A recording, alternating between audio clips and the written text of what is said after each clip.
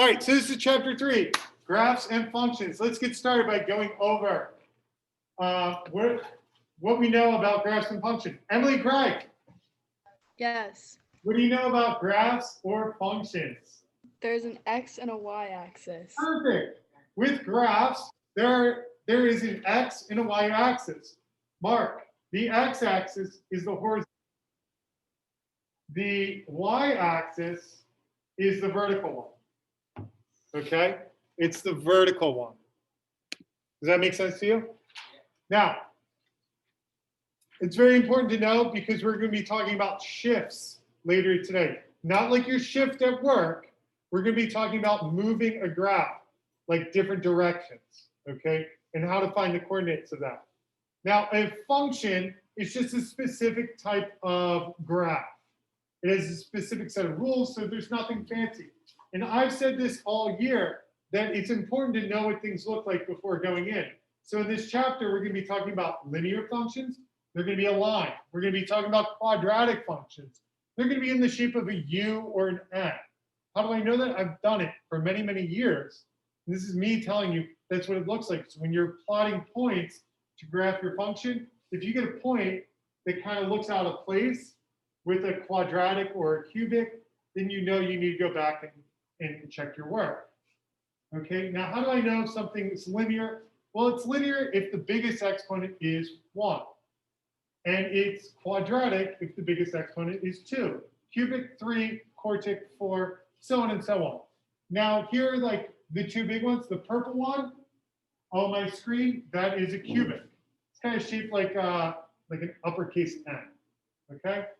Now, quadratic is the green. That's like your U shape. Or if you flip it, that's your N shape. Okay? So let's talk about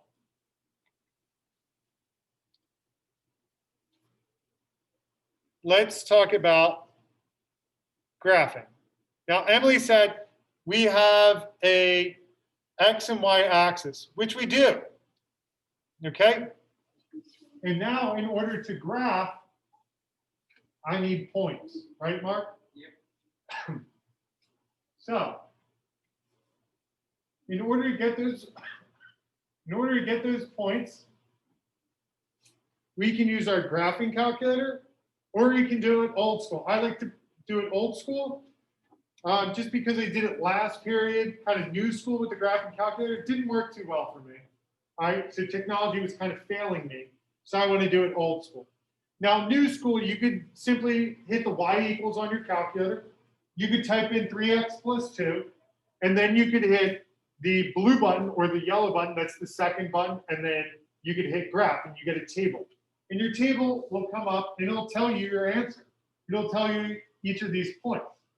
But inevitably, Marcus, when you're taking the SATs or PSATs or the Keystone or college entrance exam, your calculator will fail you. It always does. Okay, always fails. Moral of the story, always bring 4 AAA batteries, okay, just in case.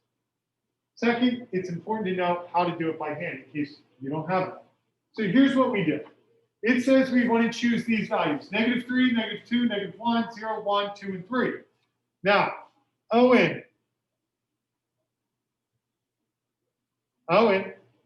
Yeah.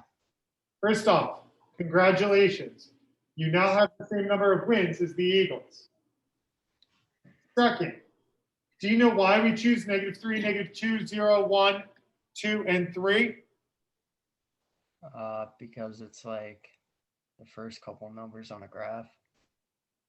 Very good. It is the first couple of numbers, but I can choose any number. But let's be honest here. Multiplying something by 12 is not as easy as it is multiplying it by 3 or 2. So we try to choose simple, easy points. Now, how do I show my middle column, which is my work column?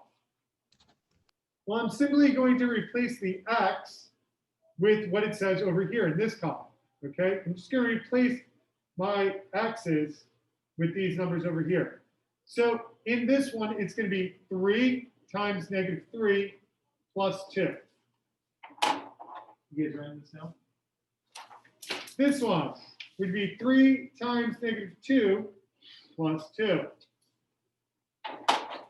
here, this would be 3 times -1 plus 2. This one would be 3 times 0 plus 2. This would be 3 times 1 plus 2. 3 times 2 plus 2. And this is 3 times 3 plus 2. Rachel, is that okay with you? Makes sense, right? It's easy.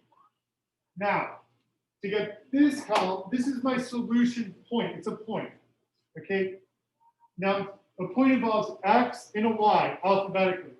So I would do 3 times -3, that's -9, plus 2, that's -7. So this would be the point -3, -7.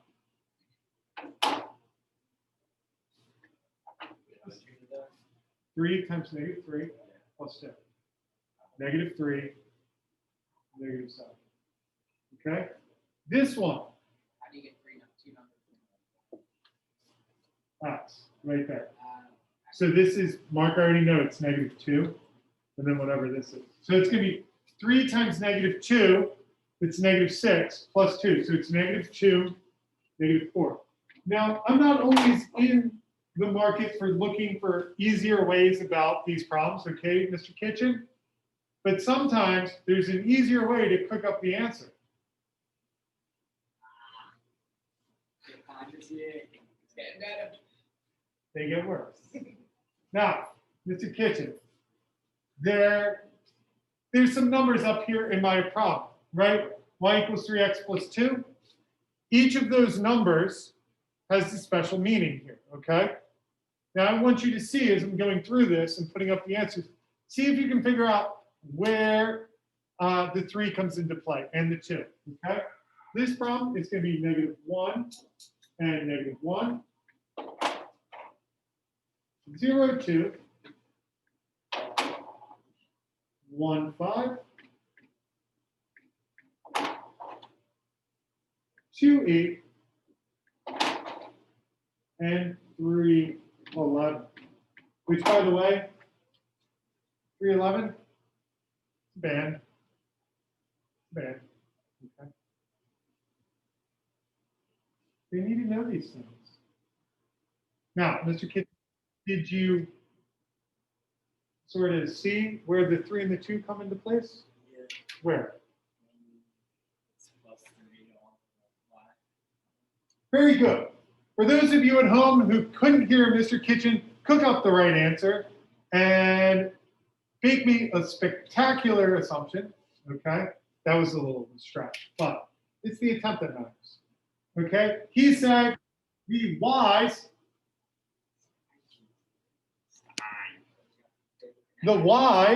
I'll get you, I got you. The y's are going up by 3, which is linked to the 3 in front of the x, my slope. The y's are going by 3's. Very good. The 2, where does that come into play?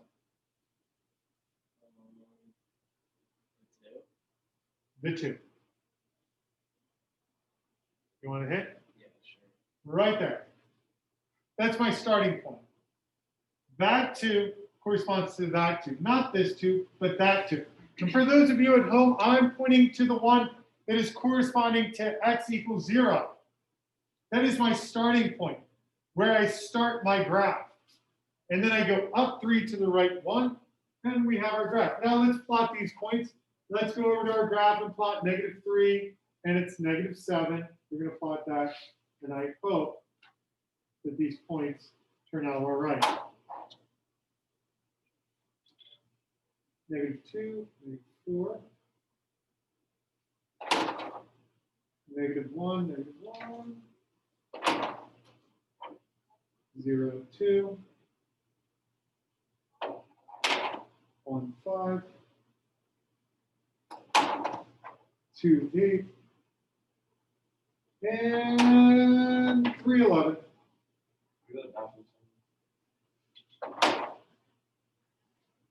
Rock, paper, scissors, shoot. That's it. Okay, no, it's one and done. All right. But I always throw rock. All right. You ready? Yeah, I'm ready. Maybe I don't. No, I always throw wrong, but they could be wrong. No, I still rock. All right, Maybe. ready? Draw. Paper, scissors, shoot. Rock, paper, scissors. No, I like the method. You lost. just made sure he was actually stay solid. I like Do you have the code? Well, he didn't. The it. code? Yeah, he didn't do it. I know, that's why I asked. Yeah, no, it's up there. It's okay. Oh, yeah, I'm sorry. All right, so now we have our points, and we can connect our points. Let's see how good I am. Ready, up. Not bad for only having one shoe on. I know, it made you look. It was good. It was good. It was good. All right, so now I started the whole class by telling you I should know what my graph looks. It's linear. That means a line. I know I got it right because my points are in a line. I can't draw a line, but they're in a line. So I knew I did this problem right, or at least I reassured myself I did it correctly.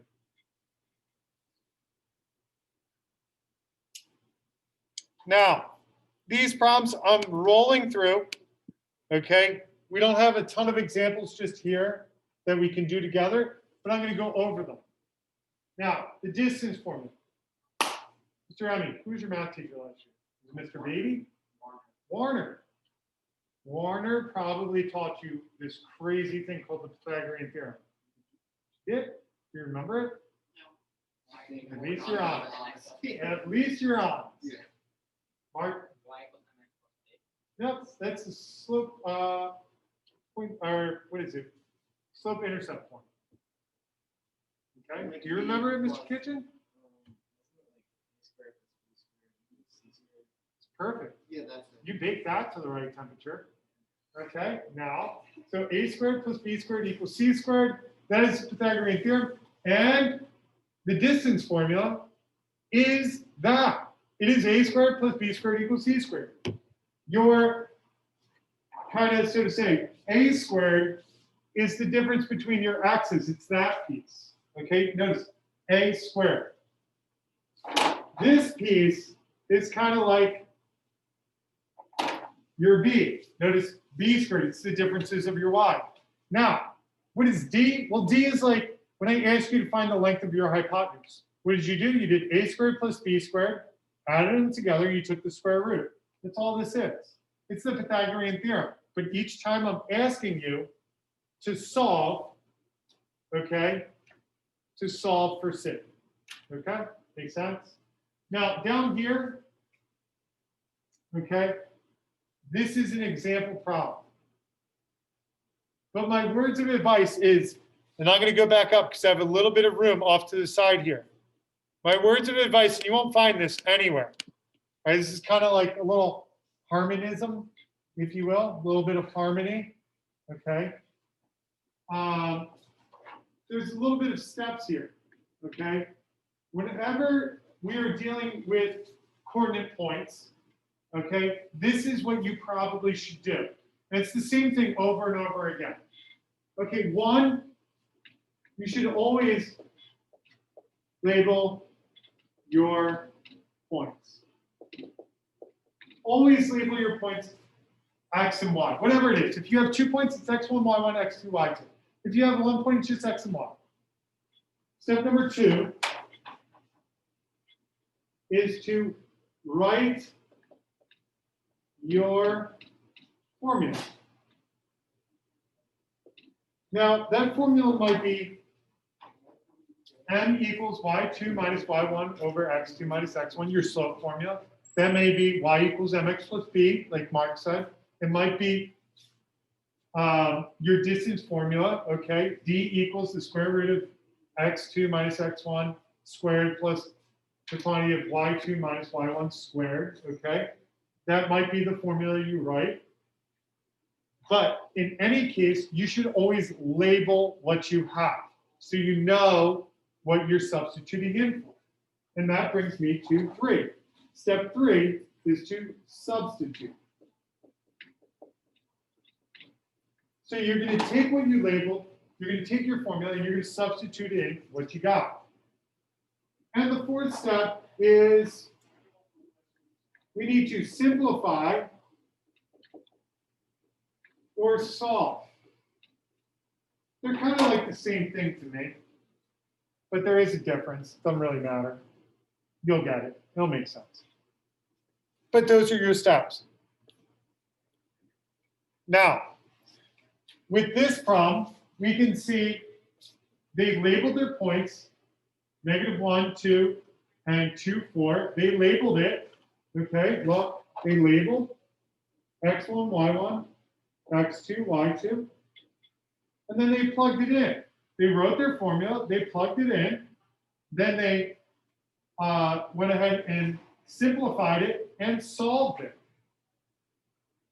So all I did was just generalize the steps to make it work for whatever I'm doing.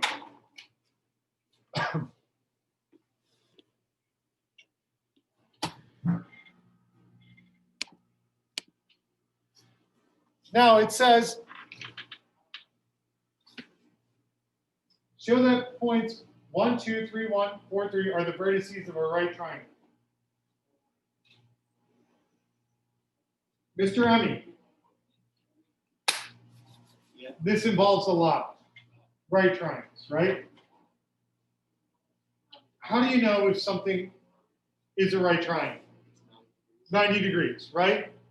So you need to figure out one of those angle measures, right? You got 3, you need one of them to be 90.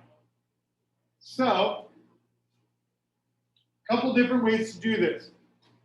Now, who is at home that I can pick on? Mr. Schuler.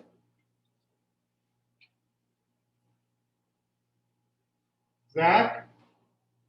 I left. I go get. Sarah? Yeah. Sarah, Yes. what do you know about 90-degree angles in algebra? About We learned something. Do you remember it? no. You don't? You don't? What type of lines intersect at 90-degree angles? Right angles. Yeah, but it starts with P. It's a really long word. I don't remember. Rhymes with perpendicular. It starts with a P.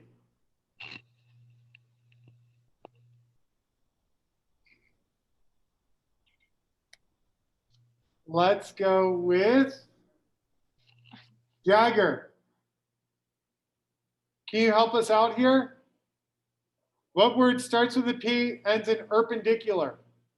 Perpendicular. Perpendicular. And Rachel, what do we know about perpendicular lines? They do, but what about their slopes?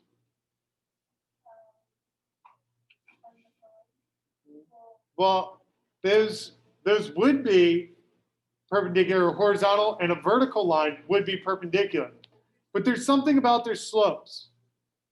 And Maggie, do you know anything about their slopes? Of perpendicular lines. Yep. They're opposite reciprocals. Very good. They're opposite reciprocals. So, in order for me to show that a triangle is a right triangle, I actually have to find the slopes between the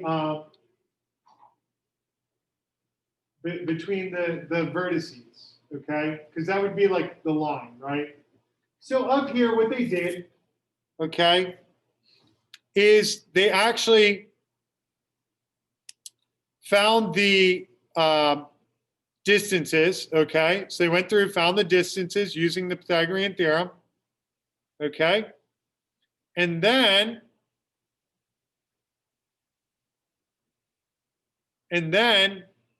what they did was they used all of that information. They used all that information in conjunction with the slopes, which apparently got combed. Okay, and Mark, the other thing they did here, okay, if it was a right triangle, right? Ready for this? Because there's more than one way to do it. My way was to find the slopes. Their way was to find the distance and see if it upheld in the Pythagorean theorem, right? That's what they did. They found the distances, okay, and they put it into a squared plus b squared equals c squared. Now for me, I just would have found the slopes like this. I would have done this. I would have said, okay, 2 minus 1 over 1 minus 3.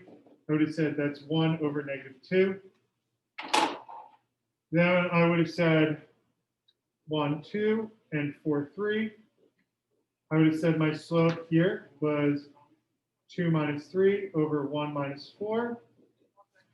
So it would have been negative 1 over negative 3. So that's 1/3. Then I would have done 3, 1, and 4, 3. And done 1 minus 3 over 3 minus 4. Right? And I would have gotten negative 2 over negative 1, which was 2 over 1. And I would have looked at these slopes here, here, and here. And I would have said, hey, the red one and blue one are opposite reciprocals. And that's a triangle. Okay, I would have plotted, I would have graphed it, plotted those points, been like, we got a triangle. My slopes are perpendicular, we're good to go. A little bit harder of a problem is on the next page. Up here. Okay, they said determine whether the set of points is collinear. Well, Caitlin, can you hear me?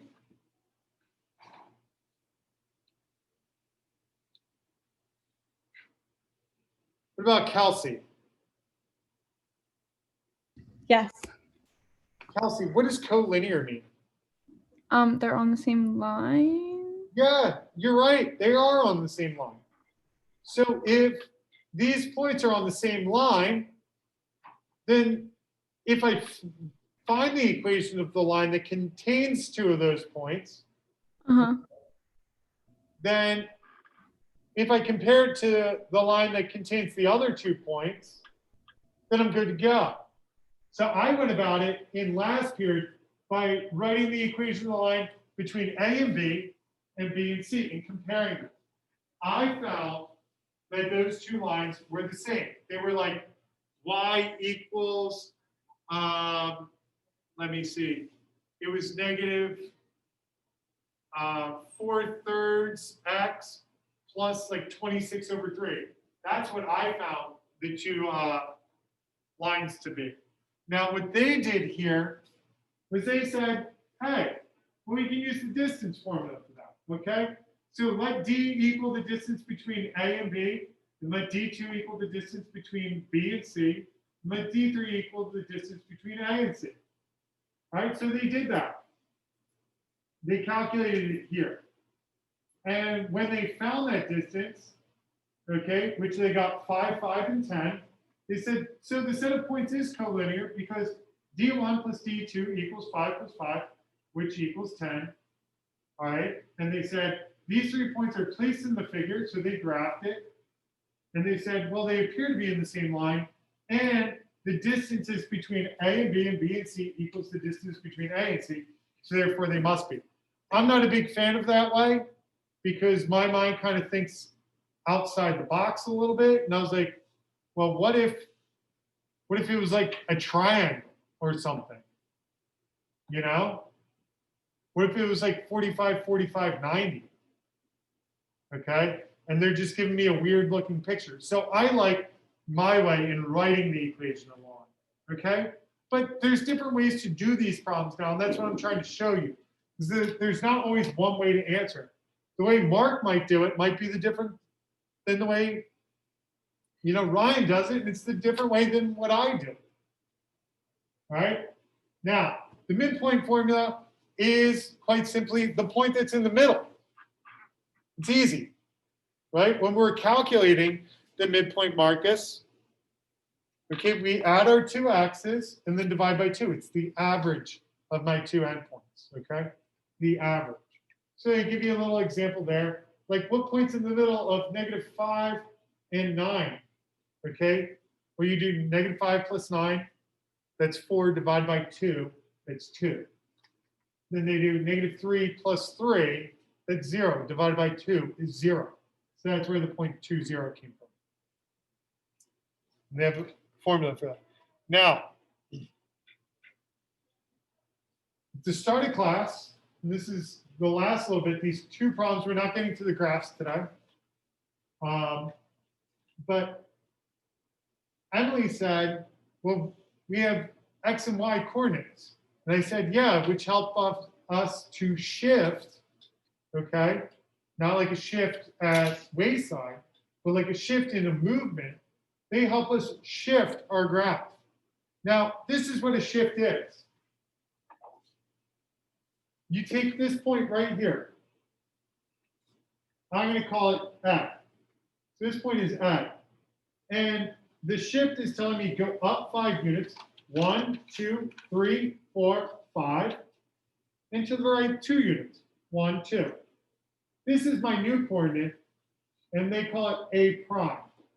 So the coordinates of A prime are, well, if I add 5 units to my Y coordinate, -4 plus 5 is 1. And if I add 2 units to my X coordinate, which is -3, so -3 plus 2 is -1, that gives me my new coordinates of A prime. And you can see on my graph that it is -1, 1. How'd you get -1? A is -3, -4. So the shift is 2 to the right. So -3 plus 2. And then it's 5 up. So here, this I was calling B. So B prime would be, we'll take B and move it up 5 units. So 1, 2, 3, 4, 5. And to the right 2, 1, 2. So that's B prime. That is the point. Well, if I add 2 to -2, that's 0. And if I add 5 to -1, that's 4. Last but not least, this is C. So C prime would be add 5, 1, 2, 3, 4, 5. Number 2, 1, 2. So if we go up 5 from -3, that's 2. And if we go to the right, 2 from 1, we're at 3. Because it's 3, 2.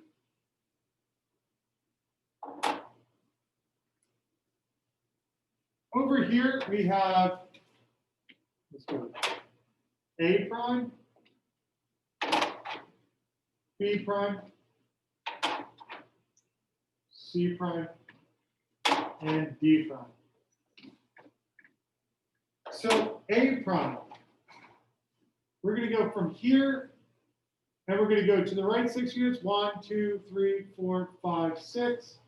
And we're going to go down 1, 2, 3.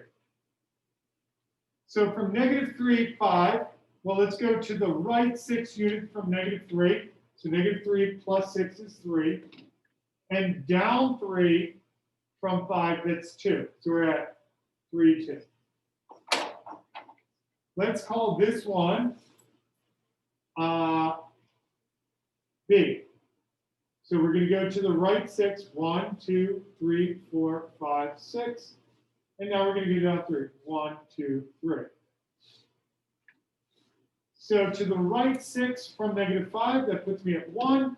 Down 3 from 2, that puts me at -1.